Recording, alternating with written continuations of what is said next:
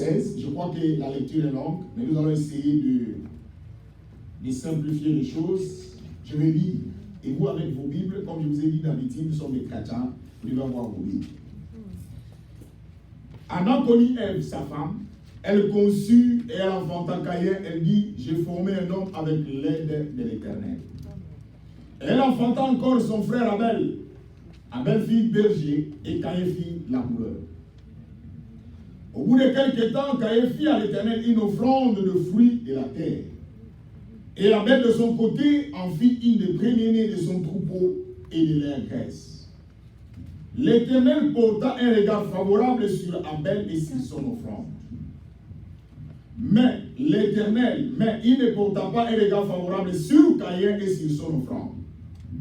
Caïn fit très irrité et son visage fut abattu.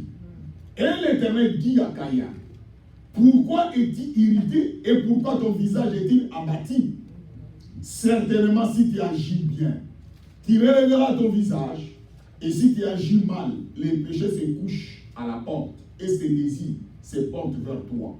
Mais toi, domine sur lui. Cependant, Caïn adressa la parole à son frère Abel, mais comme ils étaient dans le champ, Caïn se jeta sur son frère Abel et le tua. L'Éternel dit à Caïn, où est ton frère Abel? Il répondit, je ne sais pas. Suis-je le gardien de mon frère? Et Dieu dit, qu'as-tu fait? La voix du sang de ton frère crie de la terre jusqu'à moi. Maintenant tu seras maudit de la terre et de la terre qui a ouvert sa bouche pour recevoir de ta main le sang de ton frère. Quand tu cultiveras le sol, il ne te donnera plus sa richesse. Tu seras errant et vacamment sur la terre. Caïn dit à l'Éternel, mon châtiment est trop grand pour être supporté. Voici, tu me chasses aujourd'hui de cette terre. Je serai caché loin de ta face. Je serai errant et vacamment sur la terre. Quiconque me trouvera me tuera. L'Éternel lui dit, si quelqu'un tue Caïn, Caïn sera vengé 7 fois.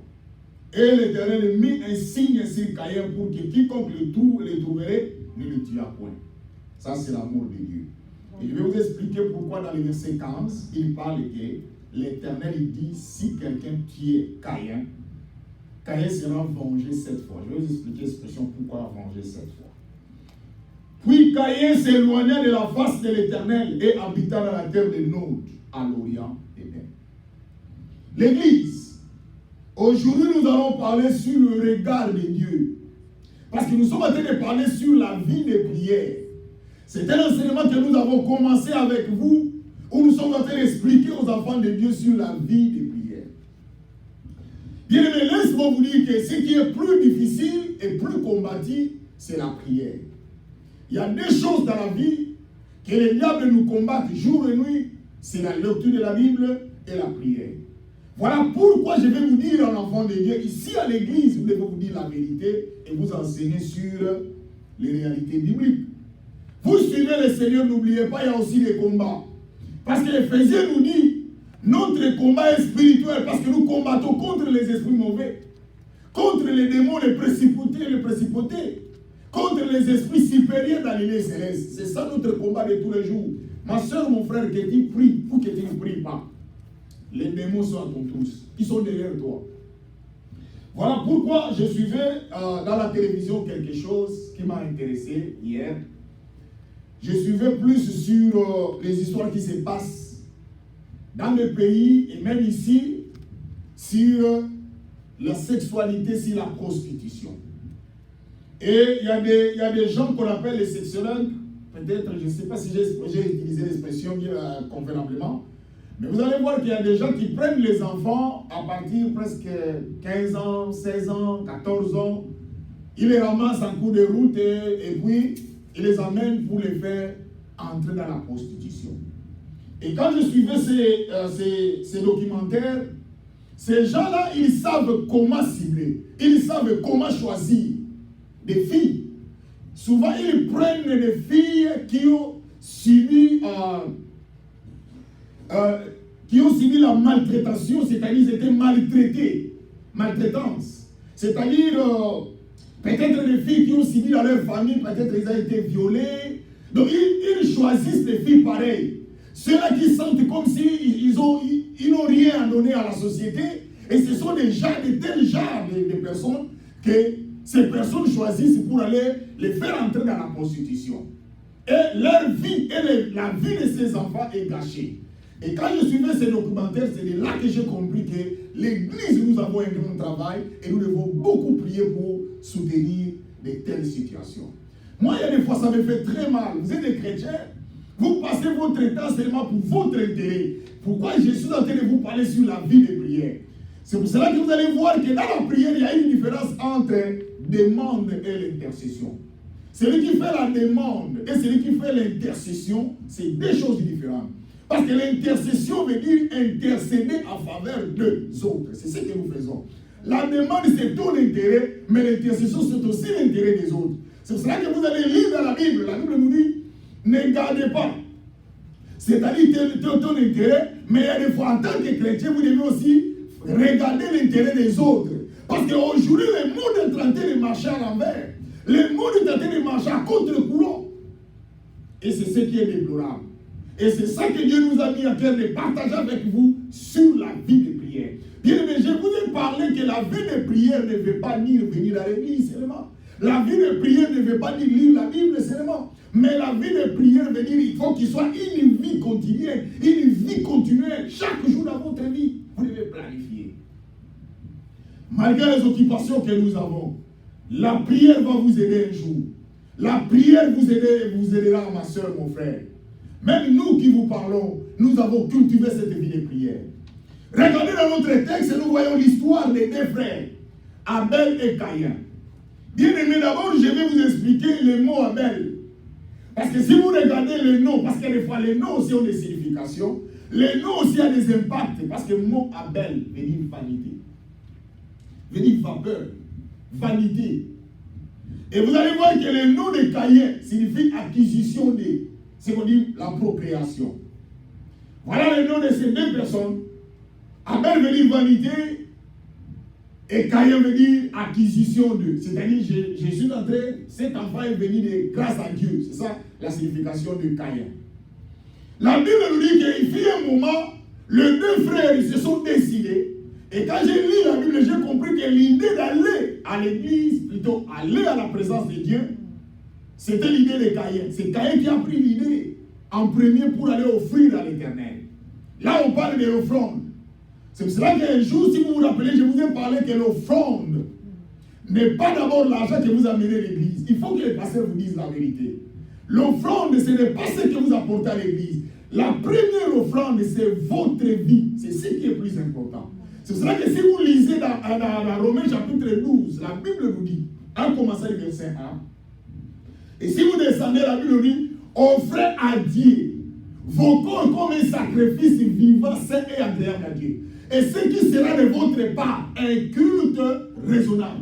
Quand on parle de culte, le mot culte vient du mot cultus, qui veut dire adoration. C'est-à-dire Dieu, il a besoin de notre adoration, il a besoin de notre vie.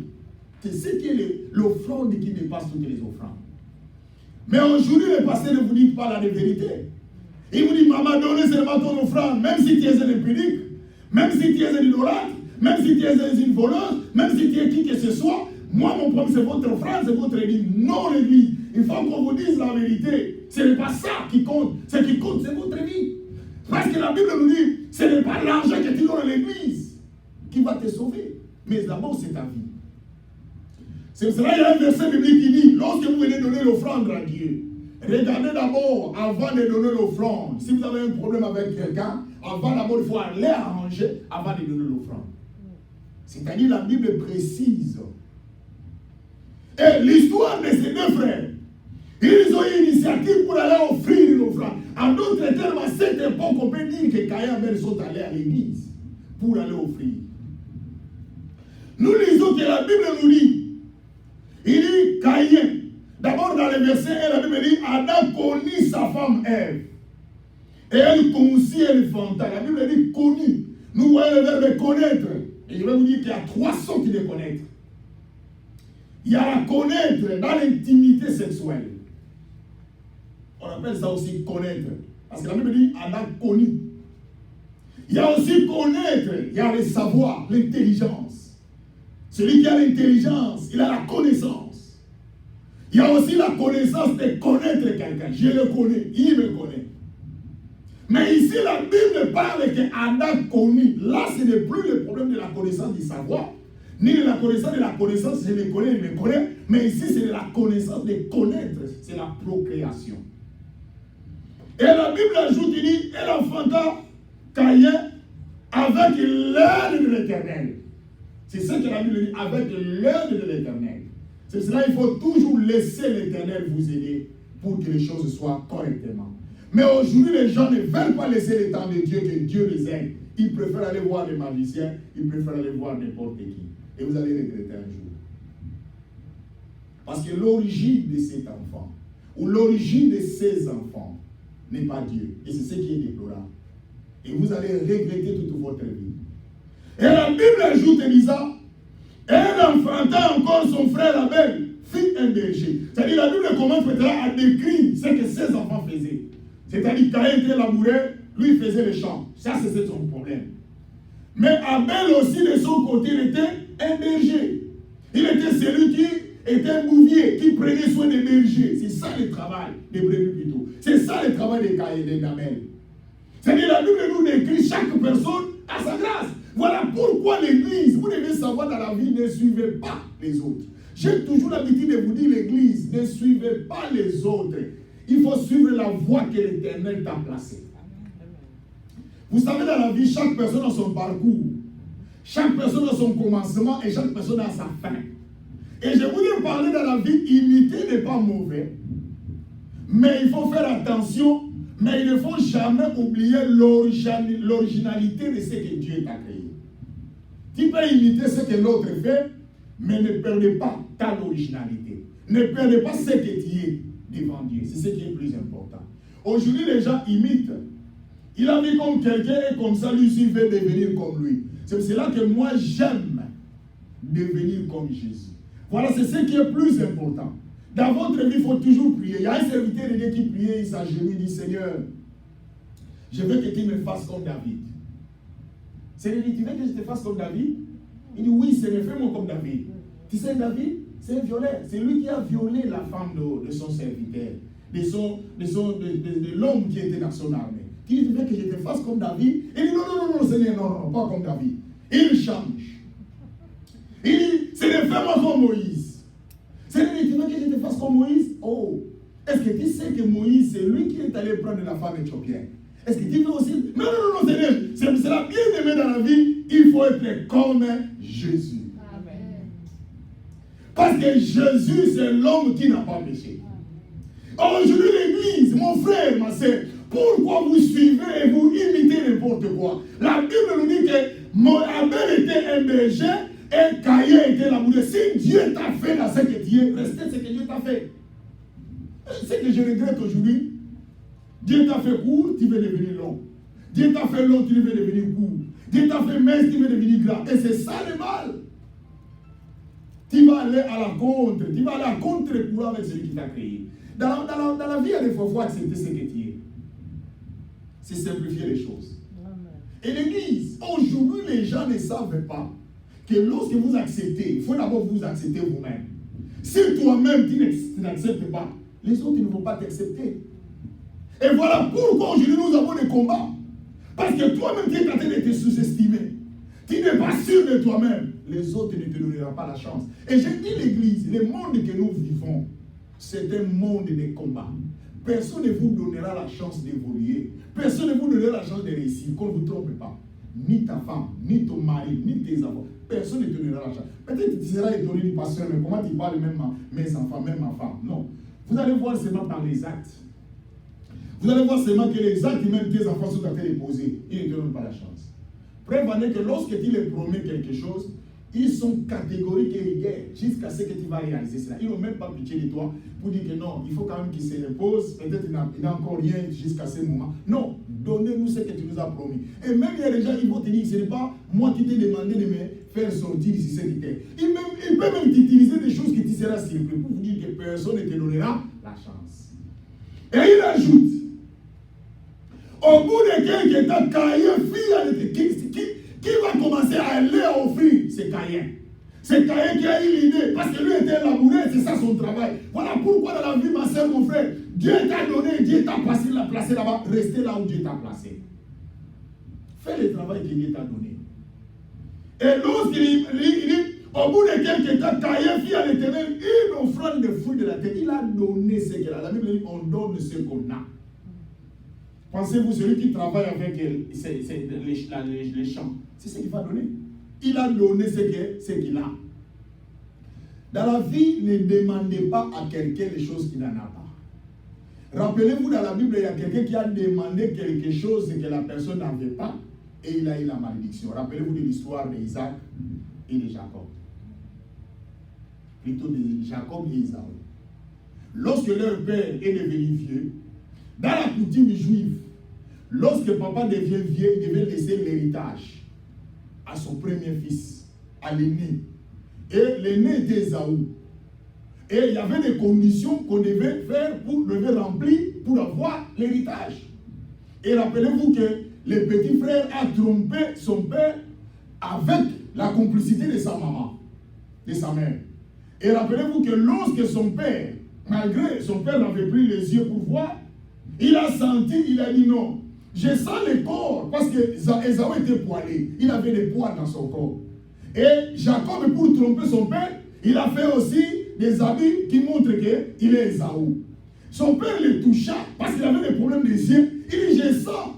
Le corps, c'est le corps d'Ésaü, mais la voix qui sort, ce n'est pas la voix d'Ésaü, c'est la voix de Jacob. Laisse-moi vous dire, le père n'oubliera jamais son fils. Le père ne peut pas se tromper. L'église, laisse-moi vous dire, si Dieu est votre père, Dieu ne se trompera jamais de ce que vous êtes. Parce que c'est lui qui vous a créé. C'est lui qui vous a amené sur cette terre. Vous pouvez faire n'importe quoi. Dieu vous connaît. Il connaît vos faiblesses. Il connaît vos forces. Il connaît tout ce que vous êtes.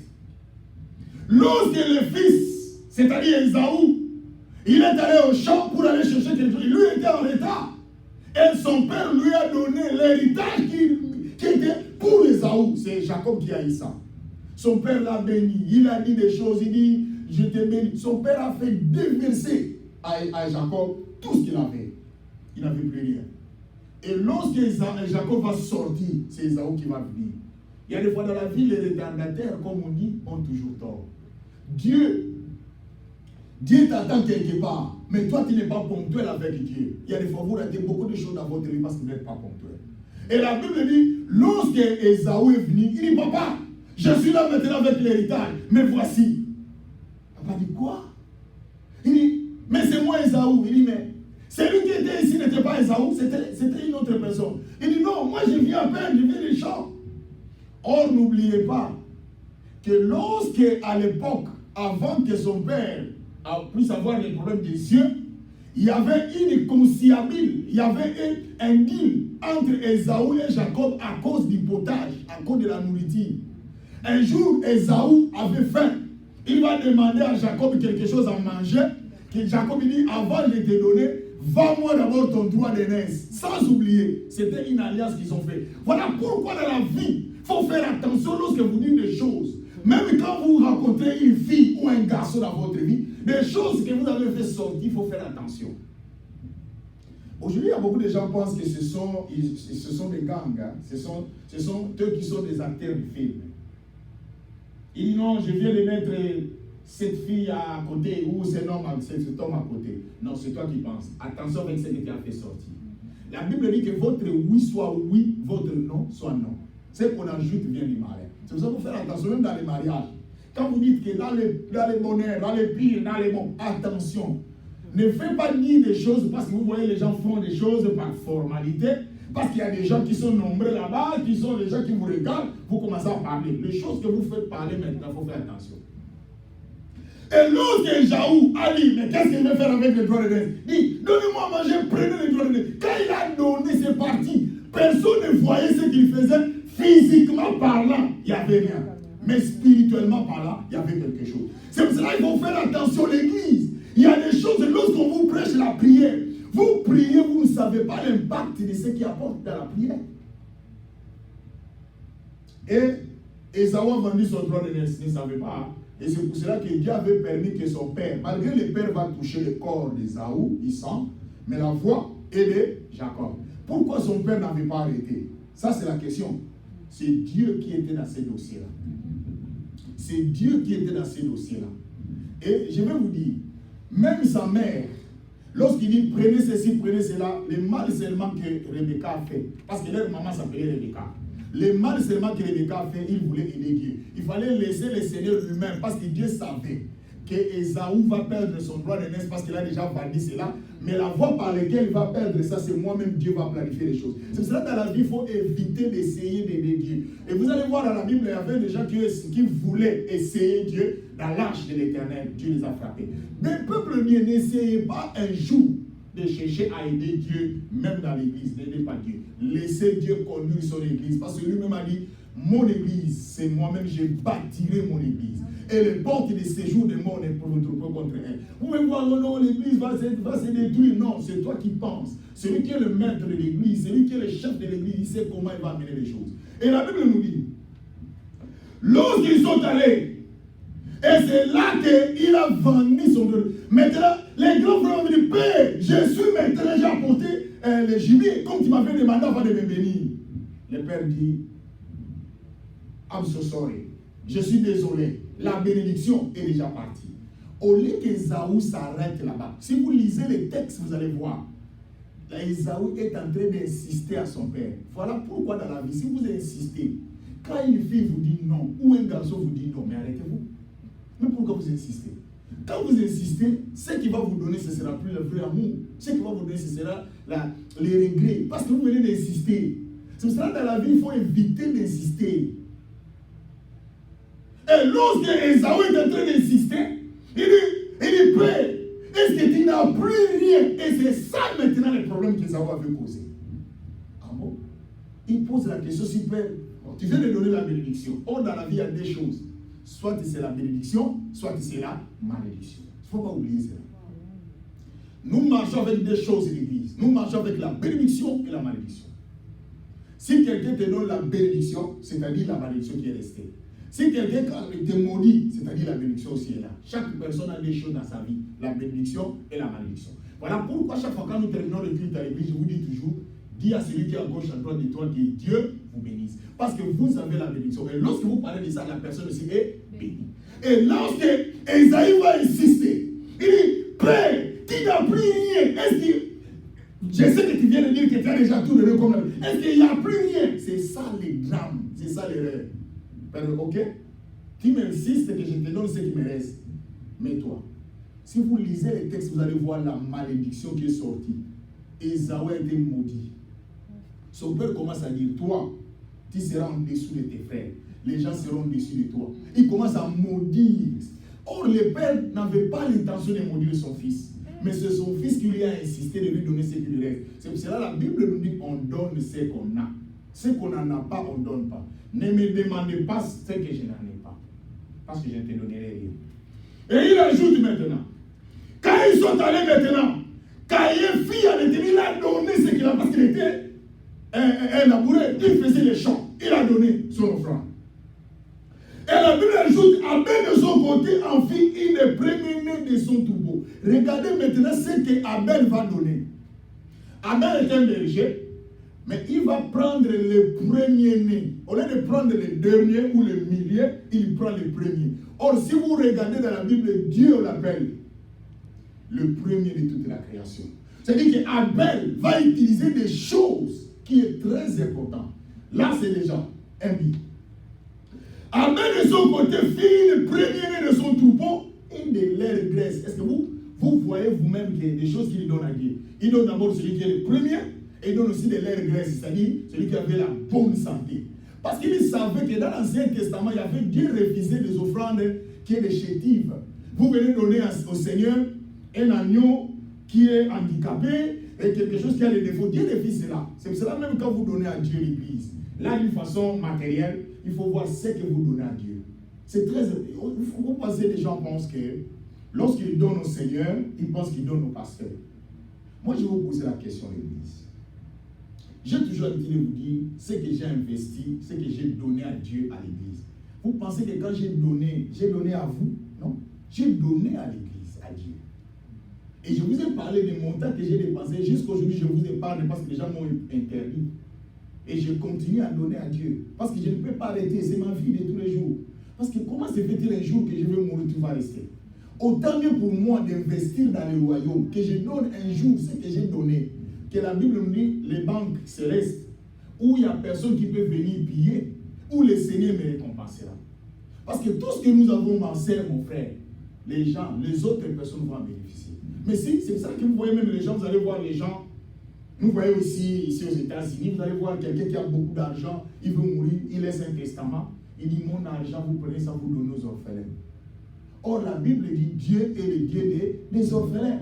Quand vous donnez aux orphelins, vous prêtez à Dieu. Est-ce que vous savez que le bien que vous faites à Dieu, vous faites quelque chose, vous faites ça au nom de Dieu, vous prêtez à Dieu.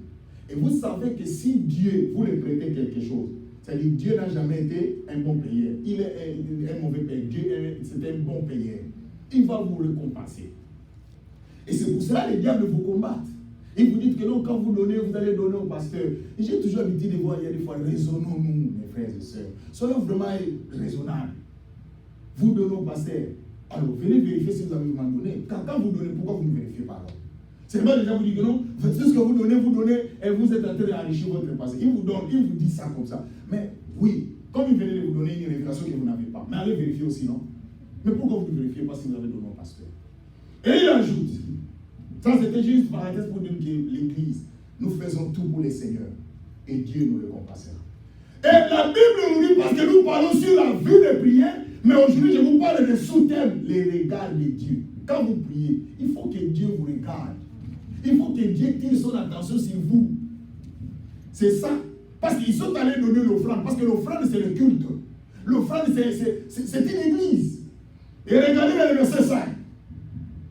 Nous retournons d'abord dans le verset 4. Et nous allons venir dans le verset 5 pour avoir une idée. Et Abel de son côté fit une des premières de son troupeau et de leur graisse. Il a donné au Seigneur quelque chose, même si vous regardez, vous dites non, cette histoire, ça me donne l'envie de marcher. Et il ajoute, il dit, l'Éternel porta un regard favorable sur Abel et sur son enfant. Et les conjonctions et les condamnations. Le regard de Dieu était tourné sur deux choses, la personne et l'offrande. Quand vous donnez à Dieu, Dieu regarde vous et ce que vous êtes en train de donner à Dieu. Attention. Les données que je parle, ce n'est pas seulement de l'argent. Les données, c'est le cœur. Parce que Dieu dit, venez à moi avec vos cœurs et non avec votre corps. C'est le cœur. Vous pouvez être ici, vous venez donner à Dieu, c'est le cœur. C'est cela, un jour, Jésus était devant dans l'église, dans les temples. Il y avait des gens qui donnaient l'offrande. Ça, si vous ne lisez pas, vous devez lire ça dans le Nouveau Testament. Jésus a vu les gens venir donner l'offrande. Il était là, il les regardait. Je crois que moi, je n'ai jamais fait ça. Et je crois que le jour où je vais faire ça, ne me prenez pas mon fait parce que Jésus l'a déjà fait. Je vous informe. Alors Jésus était là, il commence à regarder. Il voit les gens venir donner de l'argent, Une femme qui est venue avec 2 pièces, elle a donné. Ce qui est bizarre, la femme va donner 2 pièces. Il a utilisé le chiffre 2. Et quand il vient, il donne. C'est Jésus qui va prendre la parole en disant, tout le monde dit, tout le monde qui est ici, je vous informe, vous n'avez pas donné plus que cette femme. Or, la femme n'a donné que 2 pièces. Le problème de Jésus, ce n'était pas les montants, ce n'était pas la somme. Le problème de Jésus, c'était le cœur. Jésus voyait le cœur de celui qui donne. C'est pour ça que quand vous venez à l'Éternel, c'est le cœur. Église, c'est le cœur. Ce qui sera sauvé, c'est le cœur. Je vous ai prêché un jour l'Église. L'homme est tripartite. Corps, âme et esprit. C'est ça l'homme. Et vous devez savoir, quand l'homme est corps, âme et esprit, il y a 2 choses qui vont aller, mais seulement une chose qui va rester. C'est l'esprit. Et je vous ai expliqué aussi qu'il y a des fois l'esprit et l'âme, c'est synonyme. Il y a des fois, dans les versets bibliques, vous allez voir, on appelle l'âme esprit, on appelle l'esprit l'âme. Mais ce qui est plus important, c'est le cœur. C'est cela la Bible ajoute en disant, le cœur de l'homme est torturé par-dessus tout. Qui peut le connaître? Seul Dieu connaît nos cœurs. Et je vous ai prêché un jour que Judas Iscariot était avec tout le monde. Et tout le monde pensait que Judas était un chrétien. Il était un serviteur de Dieu. Et quand les autres sont allés chasser les démons, Judas fait partie. Il a chassé aussi les démons. Quand ils sont rentrés, il dit, Seigneur, même les esprits nous sont soumis à ton nom. Judas, c'est lui qui était le traître. Il a chassé aussi les démons. Et vous êtes curieux de voir. C'est aujourd'hui les choses que vous voyez. un pasteur empirique qui fait des délivrances, il y a des gens qui sont guéris. Attention. Dieu parle dans Isaïe 48, verset 11. Il dit, pour l'amour de moi que je vais agir, pour l'amour de moi que je vais agir, comment mon nom serait-il profané? Je ne donnerai pas ma gloire à un autre. Dieu agit non seulement à cause de ses pasteurs empiriques, mais il agit à cause de son fils qui a des problèmes pour l'église. Voilà l'église. C'est pour cela qu'il ajoute dans le Nouveau Testament, il dit, en ce jour, je leur dirai, je ne vous ai jamais connu, vous qui commettez l'iniquité. Parce qu'ils vont dire quoi? Seigneur, n'avons-nous pas guéri par ton nom? N'avons-nous pas chassé les démons par ton nom? Mais je leur dirai ouvertement, je ne vous ai jamais connu. C'est pour cela qu'il faut faire attention à l'église. Dieu n'a jamais eu des enfants chéris. Lorsque vous êtes en dehors de Dieu, Dieu frappe. C'est cela, quand vous servez le Seigneur, vous devez être sérieux. Le sérieux ne veut pas dire avoir des lunettes, bien coiffées, ce n'est pas ça le sérieux. En costume, ce n'est pas ça le sérieux. Le sérieux, c'est-à-dire ce que vous faites, vous devez respecter votre engagement et arriver à la fin. Et il dit, l'Éternel porta un regard favorable sur Caïn, et plutôt sur Abel et sur son offrande. C'est ce que la Bible nous dit. Donc, Dieu, ils sont venus prier, mais l'Éternel va porter un regard favorable sur la personne et sur son offrande. Regardez maintenant dans le verset 5, ce qui est décevant. Mais il ne porta pas un regard favorable sur Caïn et sur son offrande. Caïn fit un très irrité et son visage fut abattu. Comment Caïn a pu savoir que Dieu n'a pas porté son regard sur lui et sur son offrande? Il a dit ça. L'Esprit dit à mon esprit que je suis enfant de Dieu. Comme vous ne trompez pas, vous pouvez me tromper en tant que votre pasteur. Vous venez avec, soi-disant, vous êtes des chrétiens, avec la vie de Dieu, mais vous-même, vous êtes là, vous savez ce que vous êtes. Vous savez ce que vous faites. Mais Dieu vous voit. L'Esprit dit à mon esprit que je suis enfant de Dieu. Et l'Éternel, il dit à Caïn, c'est-à-dire l'Éternel a porté son regard sur Abel et sur son offrande. Mais il n'a pas porté regard favorable sur Caïn et sur son offrande. Quel est le mal que Caïn a fait? Quel est le péché que Caïn a fait? Parce que Caïn aussi a donné ce qu'il a. Il était laboureur. Qu'est-ce qu'il va donner? Il a pris ce que lui fait. Il a donné à l'Éternel. Mais Dieu n'a pas porté regard. En d'autres termes, ça paraît comme si Dieu est contre. Non. Dieu est fidèle. Le problème qui a fait que Dieu ne puisse pas porter regard favorable sur Caïn et son frère, c'était tout simplement Caïn venait donner à Dieu, ce n'était pas par la foi. C'est cela, si vous lisez ce que je vous parle, vous verrez ça dans Hébreux chapitre 11, verset 4. Nous allons lire ensemble. Hébreux chapitre 11.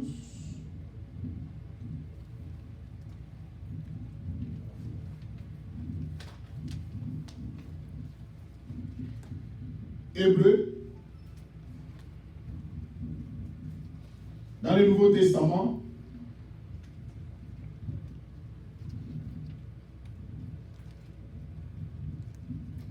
Hébreux chapitre 11, verset 4. La Bible dit, c'est par la foi qu'Abel offrit à Dieu un sacrifice plus excellent que celui de Caïn. Vous avez vu ça? Donc, c'est-à-dire, Dieu n'a pas regardé les Caïn et son offrande à cause de quoi? Il n'avait pas la foi. C'est par elle qu'il fit déclarer juste. Dieu éprouva son offrande et c'est par elle qu'il parle encore quoique mort. C'est pour cela que quoique mort, Abel est mort. Jusqu'aujourd'hui, on parle de lui à cause de l'acte qu'il a posé. La Bible dit qu'il est venu donner à Dieu par la foi. Il a utilisé les expressions des choses que Abel a utilisées. D'abord, le mot Abel veut dire vanité. Et il a compris que tout ce que j'ai, un jour, c'est vanité, les vanités, comme Ecclésiaste se dit. Ça va rester. Je vous parle des choses que vous allez savoir. Et aujourd'hui, ce n'est pas parce que nous sommes ici que les choses que je vous parle. Je vous ai dit que j'ai commencé, et depuis que j'ai commencé, je parle que de la vérité aux gens, et je leur prêche la vérité. Un jour, on avait organisé une action de grande envergure, là où nous étions. Et je vous dis que je crois que je vous ai donné cet exemple-là. Tous les serviteurs de Dieu qui étaient avant moi, ils prêchaient et ils parlaient des choses qui plaisaient aux gens. Et les gens venaient avec de l'argent, ils mettaient dans les paniers. Cet argent-là, c'était pour les prédicateurs là, qui parlaient des choses qui leur plaisaient. Et quand il parlait, les gens disaient Akula, allez, avancez, amen. Il parlait dans toutes les langues possibles. Et ce qui était important, et quand les serviteurs terminaient là, ils rentraient avec beaucoup d'argent. Et l'autre, celui qui va venir après lui, il dit, bon, moi je viens de voir comment l'autre vient de sortir avec de l'argent. Donc lui aussi va cadrer aussi ses prédications avec ce qui plaît aux gens. Et les jours que je suis venu prêcher, c'était mon tour. Ma femme est témoin. Et j'ai parlé sur la transfiguration. J'ai parlé, Jésus était dans la transfiguration et il y avait l'apparition de 3 personnes et de 2 personnes, plus Jésus c'était 3. Et j'ai expliqué aux gens sur le mystère de la transfiguration. Et j'ai insisté sur les péchés. J'ai dit qu'il faut marcher dans la droiture et dans l'intégrité. Dans mon panier, il n'y avait rien. Je suis retourné mes brebis. Mais le Seigneur Dieu m'a béni autrement. L'église, on ne fait pas l'œuvre de Dieu pour l'argent. Quand je vous parle des choses, je sais ce que je dis. Un jour, il y avait un prédicateur qui m'a invité, il dit, pasteur, je t'invite à venir prêcher dans mon église. Mais n'oubliez pas de faire sortir à ces peuples de l'argent, qu'ils donnent quelque chose. Je lui ai dit ouvertement, je ne viendrai pas. Je lui ai dit ouvertement, nous préparer notre serviteur qui est appelé à ses ministères. Moi, je ne suis pas venu de cette façon. Si Dieu va faire que ces peuples me bénissent, gloire à Dieu, mais je ne suis pas un ministère des finances. Je ne suis pas un ministère, je ne fais pas un ministère des finances. Je viens prêcher au peuple de Dieu la vérité, la droiture et l'intégrité. Ma soeur, maman, vous pouvez me donner beaucoup d'argent, vous pouvez me bénir, vous pouvez me donner des $1000, 2000, 3000, mais vous allez en enfer. C'est pénible. Pourquoi manger quelque chose de quelqu'un, vous êtes dans la joie, mais vous vous rappelez que la personne qui m'a donné cet argent est en enfer. Donc il faut bien raisonner l'Église. Il faut réfléchir, peuple de Dieu. Pourquoi avoir de conscience si échanger? Dans la vie, Ecclésiaste dit, vaut mieux un peu sec avec la paix, mais qu'une maison pleine de viande avec les querelles. Dans la vie, il faut avoir une conscience tranquille. Dans la vie, il faut avoir une conscience tranquille, peuple de Dieu. C'est pour cela que j'ai toujours l'habitude de vous dire, tel que vous me voyez là, je me reproche de rien. Donc, je n'ai personne qui viendra me dire que je suis redevable à quelqu'un. Chaque jour, je me réveille et dis, Seigneur, oriente-moi. Je ne suis pas plus que les autres. J'ai fait le mieux que j'ai fait. Je manque aussi. Si je vous parle des choses, des situations de moi je traverse, vous serez surpris et je ne vous dirai pas. Je ne vous dirai pas. Ce que moi je vis, je ne vous dirai pas. J'ai quelqu'un qui est placé, qui est bien placé, que je vais lui parler. Je parle à Dieu, c'est fini. Je ne parle pas de 2 personnes, 3 personnes. Et même il y a des gens qui viennent nous voir en tant que pasteur.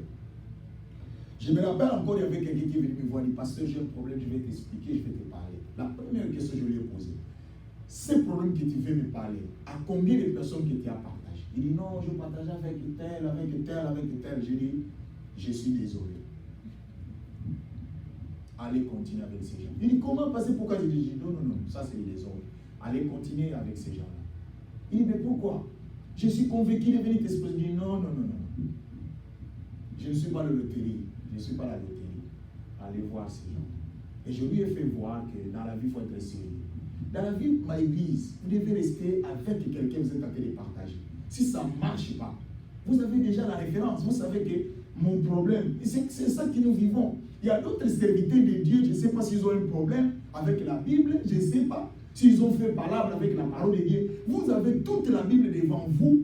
Vous avez 66 livres, comme j'ai l'habitude de vous dire, que vous pouvez lire, mais vous prenez les choses que quelqu'un vient vous raconter et vous êtes devant, vous commencez à parler de ça devant l'église. Pourquoi? Et c'est pour cela que j'ai dit, je ne t'écouterai pas. Il dit, mais pourquoi? Je dis, non, si ton problème ne marche pas, comme nous sommes nombreux, nous sommes 3 que tu as partagé, tu seras dans les problèmes, tu seras dans les pétrins, tu seras dans les dilemmes. Tu ne vas pas savoir qui a divulgué ton problème. Et maintenant, tu vas faire ce qu'on appelle dans l'autre terme le fico. Tu vas commencer à voir maintenant, est-ce que je peux choisir qui est si ça tombe à moi?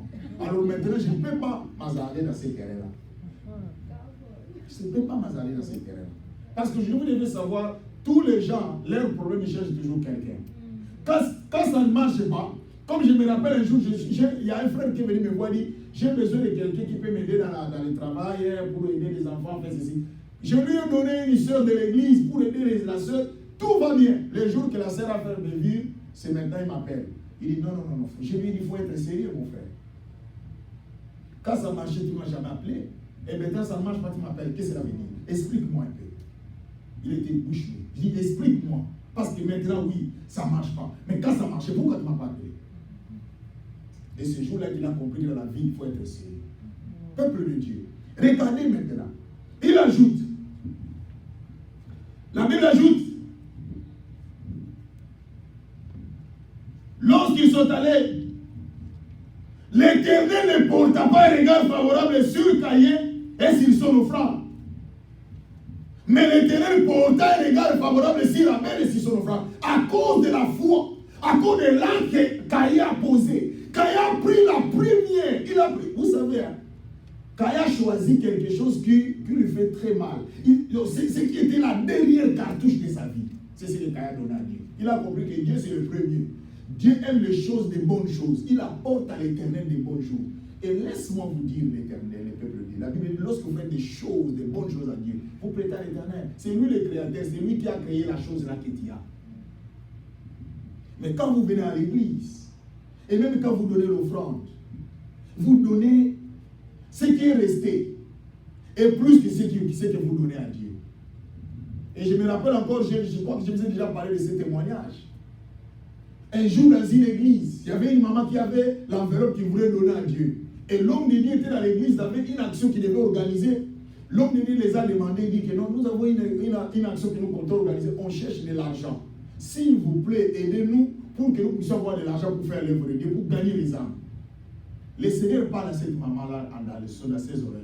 Il dit, maman, prends la chaînette là qui tient au cou là. Cette chaînette-là, écoutez-la.